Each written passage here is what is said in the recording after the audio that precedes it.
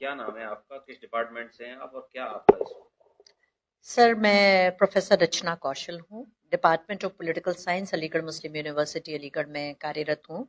1998 से 27 साल मुझे हो गए यहाँ पे जॉब करते हुए। क्या समस्या? समस्या ये है कि लगातार मेरे चेयरपर्सन प्रोफेसर नफीस अंसारी साहब और डीन प्रोफेसर इकराम हुसैन साहब मुझे परेशान कर रहे हैं। परेशान तो ये कई सालों से कर रहे हैं मेरे चेयरपर्सन जो हैं, लेकिन मैं सारे डॉक्यूमेंट्स होने के बाद भी चीज़ों को इग्नोर कर रही थी।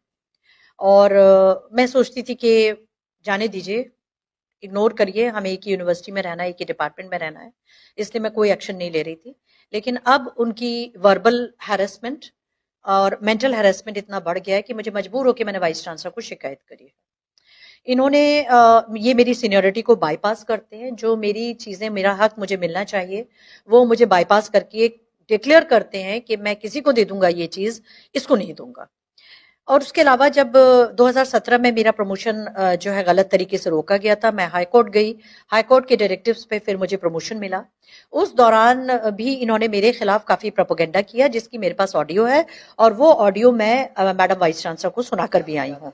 उस ऑडियो में ये कह रहे हैं कि ये हर जगह कहती घूम, इन्होंने मुझे बदनाम किया, इन्होंने मेरे खिलाफ प्रोपेगेंडा किया, इन्होंने ये चीज़ों को कम्युनलाइज किया, और इन्होंने ये कहा कि ये हर जगह कहती घूम रही है कि मैं हिंदू इसलिए मेरा नहीं हुआ। जबकि सर, मेरा कोई भी रिप्रेजेंटेशन आप उठा के देख लीजिए, मैंने किसी भी रिप्रेजेंटेशन में मैं रिलीजन को नहीं लेकर आई, इसलिए कि मैं अलीगढ़ मुस्लिम यूनिवर्सिटी का हिस्सा हूं।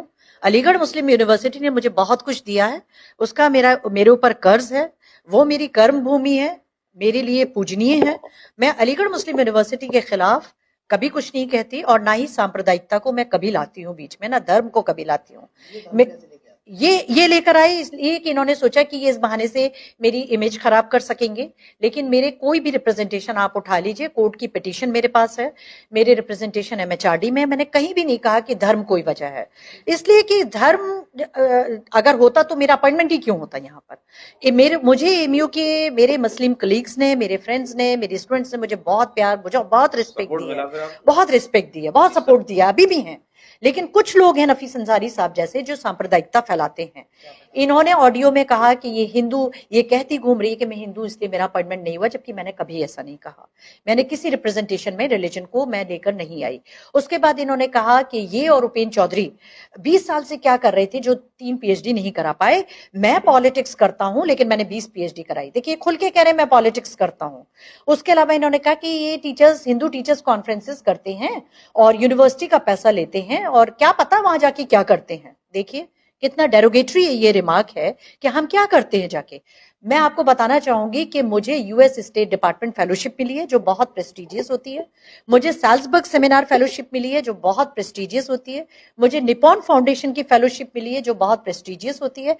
मुझे फोर्ड फाउंडेशन की 2 बार फेलोशिप मिली है। तो ऐसा नहीं है कि यूनिवर्सिटी का, अभी आप पूरी बात सुनिए। अब उस ऑडियो में फर्दर ये कह रहे हैं कि ये हिंदू टीचर्स जानबूझकर मुसलमान बच्चों को नहीं पढ़ाते। सर, अगर कोई मुस्लिम बच्चा ये कह दे, मेरी क्लास में तो कभी कभी 100% मुसलमान बच्चे होते हैं, मैं नहीं पढ़ाऊंगी। अगर मैं नहीं पढ़ाती होती तो मेरे खिलाफ तो आज तक एक्शन हो चुका होता, मैं अगर नहीं पढ़ाती होती। मैंने अपना बेस्ट दिया है इस यूनिवर्सिटी को, क्योंकि इस यूनिवर्सिटी ने मुझे बहुत कुछ दिया है। मुझे ग्रेजुएट बनाया है, मुझे डॉक्टरेट बनाया, मुझे नौकरी दी। तो मैं इस यूनिवर्सिटी के साथ कभी धोखेबाजी नहीं कर सकती। I give my best to the university. उसके बाद ये उस ऑडियो में कह रहे हैं, अरे बीएचयू चले जाओ, वहां कितने मुसलमानों का अपॉइंटमेंट होता है, छोड़ो, मुसलमानों की एप्लीकेशन उठा के फेंक दी जाती है।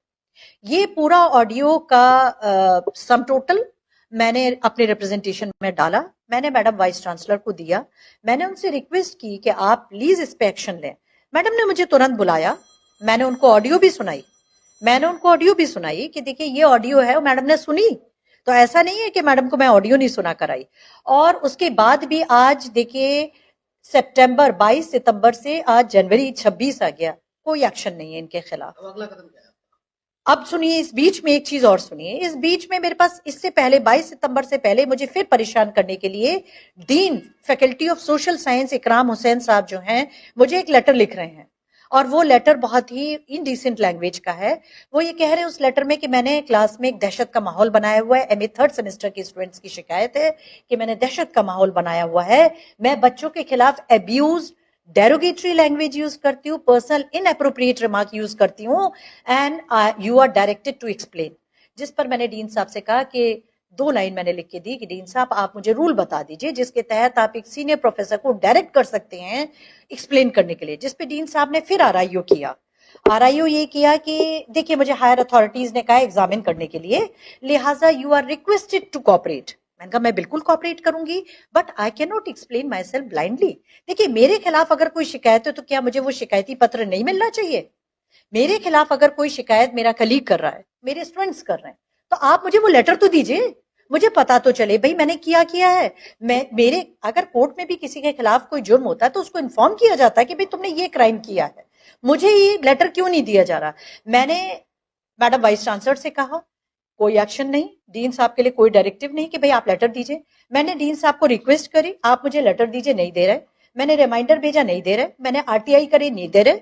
मैंने अपील डाली, नहीं दे रहे। कहते कॉन्फिडेंशियल है। भाई कॉन्फिडेंशियल होगा किसी और के लिए, जब मेरे खिलाफ शिकायत है तो मेरे लिए कॉन्फिडेंशियल कैसे हो गया? यानी आप समझिए या तो कोई लेटर है ही नहीं, और अगर है तो ये क्यों? और फिर 4 महीने में आपने क्या एग्जामिन किया, आप बताइए ना। नेक्स्ट स्टेप क्या है? अब नेक्स्ट स्टेप मेरे पास कोई ऑप्शन नहीं है सर। मैं अब फाइनली कोर्ट जाऊं, मैं एफआईआर करूं, हैरेसमेंट की एफआईआर करूं। जब यूनिवर्सिटी के लेवल पे सुनवाई नहीं है तो मैं हायर प्लेटफॉर्म्स पे जाऊं, MHRD, visitor, court last option है मेरे पास। क्या करूं जब कोई नहीं सुन रहा मेरे? मैं भी इस यूनिवर्सिटी का हिस्सा हूं। मेरी रिक्वेस्ट है मैडम वाइस चांसलर से, क्यों नहीं सुन रही वो मेरी शिकायत?